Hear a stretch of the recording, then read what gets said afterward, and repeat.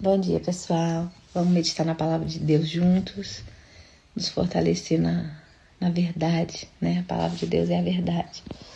Vou começar a ler o livro de João, Evangelho de João.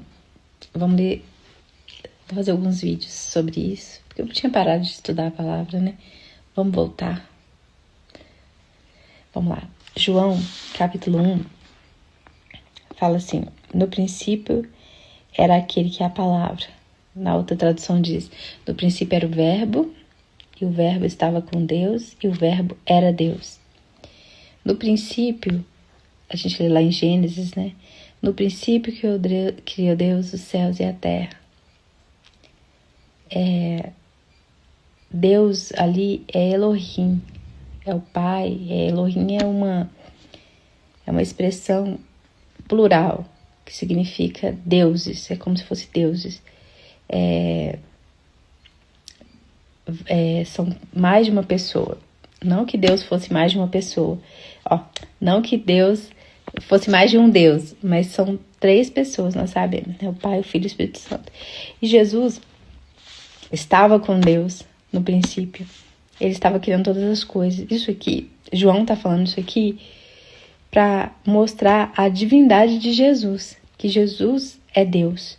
Ele não é somente um homem que nasceu de uma mulher e viveu aqui, um enviado de Deus, um profeta como outro qualquer. Jesus é Deus. Ele estava no princípio com Deus, criando todas as coisas.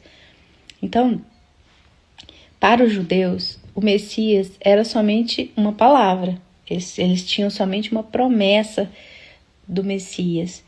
Mas ele está dizendo assim: no princípio, aquele que é a palavra, ou seja, aquele que você conhece somente pela palavra, que você ouviu falar pela palavra, ele estava com Deus no princípio.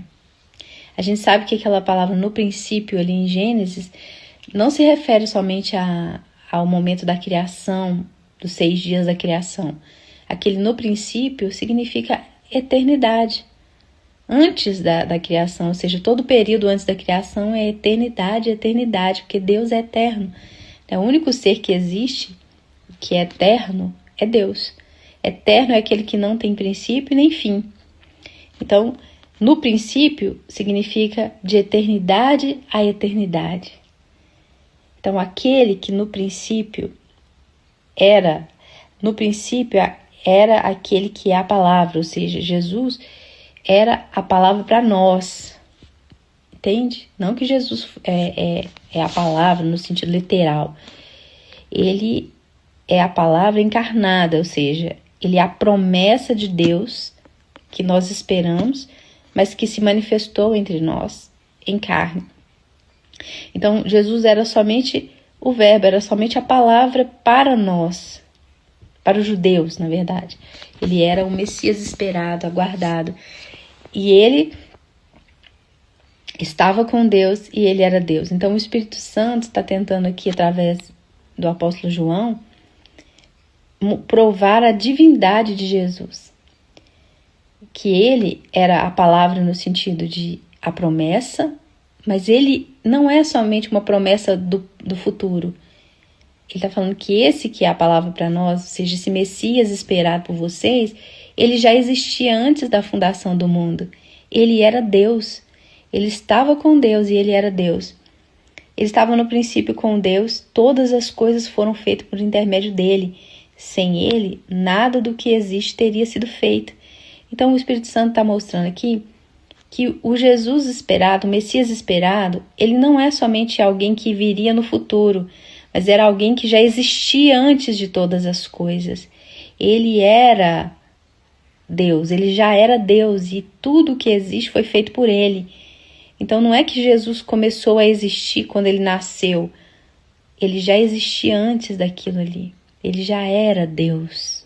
E ele criou todas as coisas. Então Jesus não é somente o seu Salvador, o meu Salvador. Ele é o nosso Criador. Ele é mais do que simplesmente o Salvador, ele é o Criador. Nele estava a vida. E a vida era a luz dos homens. Então, ou seja, nele estava a vida. Ele é o autor da vida. Toda vida que existe, todo ser que respira, respira por causa dele, porque ele deu a todos o fôlego de vida. Ele é a vida. Jesus disse isso algumas vezes. Ele disse: eu sou a ressurreição e a vida. Eu sou o caminho, a verdade e a vida. Então, ele é aquele que dá a vida natural, mas também é aquele que dá a vida eterna. E essa vida é a luz dos homens. A luz brilha nas trevas e as trevas não a derrotaram. Então, as trevas, né, que a gente sabe que é o diabo, tentou destruir Jesus, né, tentou estragar os planos de Deus desde a criação, mas ele não conseguiu e nunca vai conseguir, porque o Senhor está acima de tudo e de todos, né? Ele sabe de todos os planos do diabo, ele sabe de todo plano, projeto do diabo contra os planos de Deus. Então, o próprio Deus, a Bíblia diz que ele ri dos seus inimigos, porque ele já sabe dos planos dos inimigos antes que eles façam. Então, não pense que o diabo pegou Deus de surpresa. Ah, não, ele já sabia de tudo antes que ele fizesse.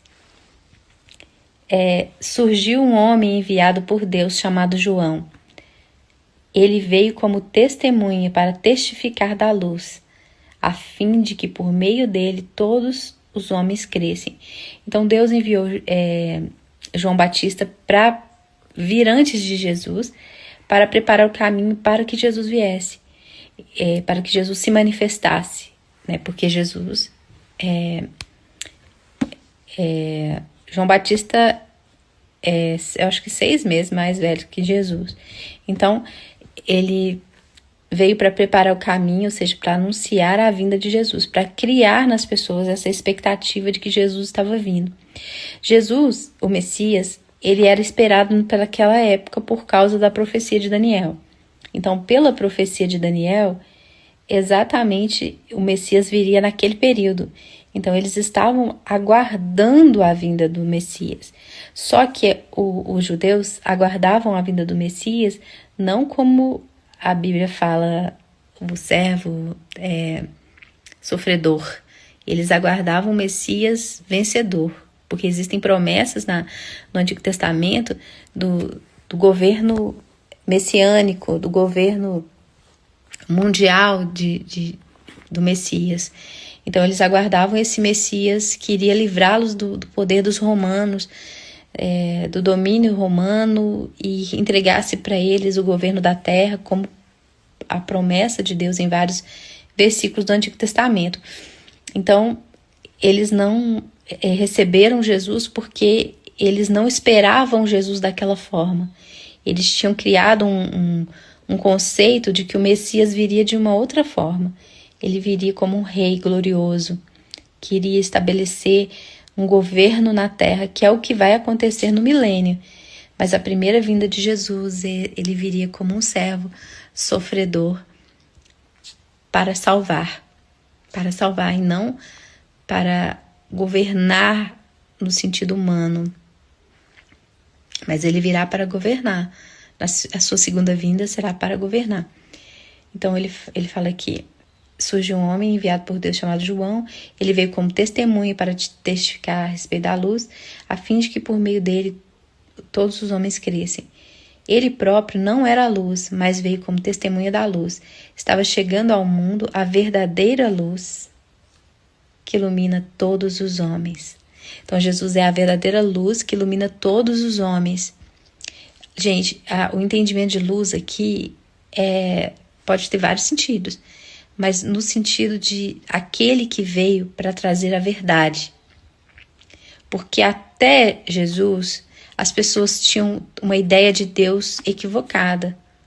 O mundo estava em trevas, ou seja, o mundo estava na ignorância. A gente chama de trevas a ignorância, não conhecendo a verdade.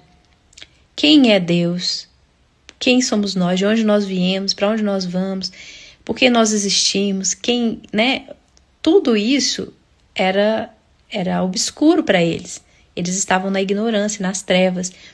Então Jesus, ele veio para trazer luz para nós, para iluminar o nosso entendimento, para nos fazer entender toda a verdade sobre a criação, sobre quem é Deus, de onde nós viemos, para onde nós vamos, por que nós vivemos o que nós estamos vivendo. Então Jesus veio para trazer essa luz, essa iluminação para os homens, essa verdade que eles não entendiam, porque eles estavam imersos nas mentiras que os homens criaram, de falsos deuses, falsas religiões, falsas filosofias de vida.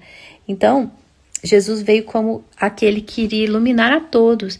Nem os profetas tinham a luz, a verdade completa. Nem Moisés tinha a verdade completa. A lei de Moisés, ela trazia uma sombra do que haveria de vir, mas nem eles entendiam toda a verdade. Por isso que João vai falar que com Jesus trouxe a graça e a verdade. A verdade é iluminar os olhos dos homens a respeito de toda a verdade do universo. Quem criou, quem é Deus, por que nós estamos aqui, para onde nós vamos, de onde nós viemos, o porquê de todas as nossas questões. Todas elas vieram ser respondidas pelo Messias e pelo Espírito Santo. O próprio Jesus falou: eu tenho muitas coisas para dizer para vocês, mas vocês ainda não podem suportar. Mas quando vier o outro Consolador, o Espírito da verdade, ele vos guiará em toda a verdade. Ele não falará de si mesmo, mas falará tudo aquilo que ele tem visto e ouvido. Ele, o Espírito da verdade, que é o Espírito Santo, ele usou os apóstolos para revelar a verdade sobre Jesus, a verdade sobre Deus, a verdade sobre a criação, a verdade sobre o futuro.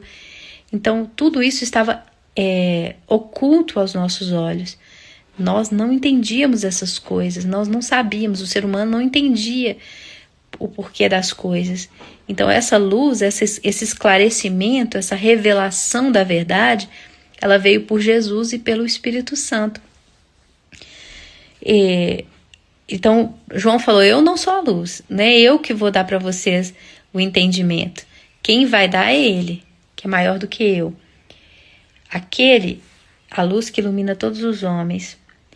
Mas aquele que é a palavra estava no mundo, e o mundo foi feito por intermédio dele, mas o mundo não o reconheceu. Então, aquele que criou tudo estava aqui, entre nós, mas o mundo não o reconheceu, porque eles não esperavam o Messias daquela forma. Eles esperavam outro tipo de Messias, poderoso, rei. Veio para o que era seu, mas os seus não o receberam. Veio para os judeus, que eram os filhos de Abraão, os filhos da promessa, o qual Deus tinha prometido a Abraão. Mas os seus, que eram os seus irmãos de sangue, não o receberam, não o reconheceram. Contudo, aos que o receberam, aos que creram no seu nome, deu-lhes o direito de se tornarem filhos de Deus.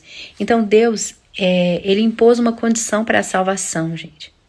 A salvação, a justificação, eu já falei sobre isso, a justificação, todos nós somos pecadores, estamos destituídos da glória de Deus. Nós só podemos estar com Deus por meio da santidade plena. Como nós não podemos ser santos pela nossa força, então estávamos todos destituídos da glória de Deus.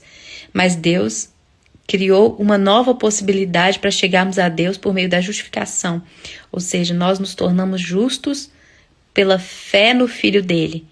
O Filho de Deus levou o nosso pecado, a nossa condenação e nos deu a sua justiça, para que, através da justiça de Cristo, nós pudéssemos agora de novo voltar para Deus, sermos aceitos por Deus.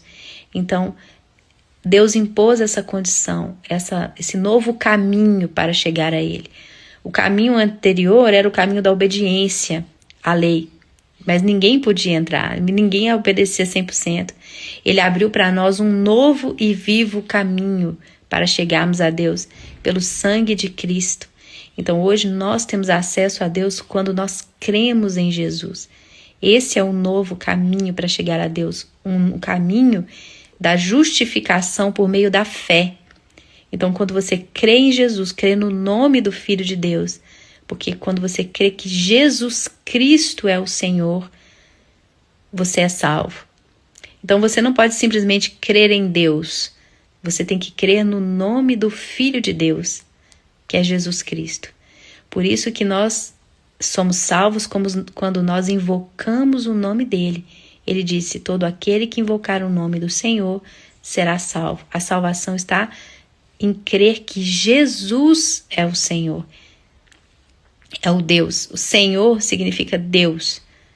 A palavra Senhor é o Deus do Antigo Testamento.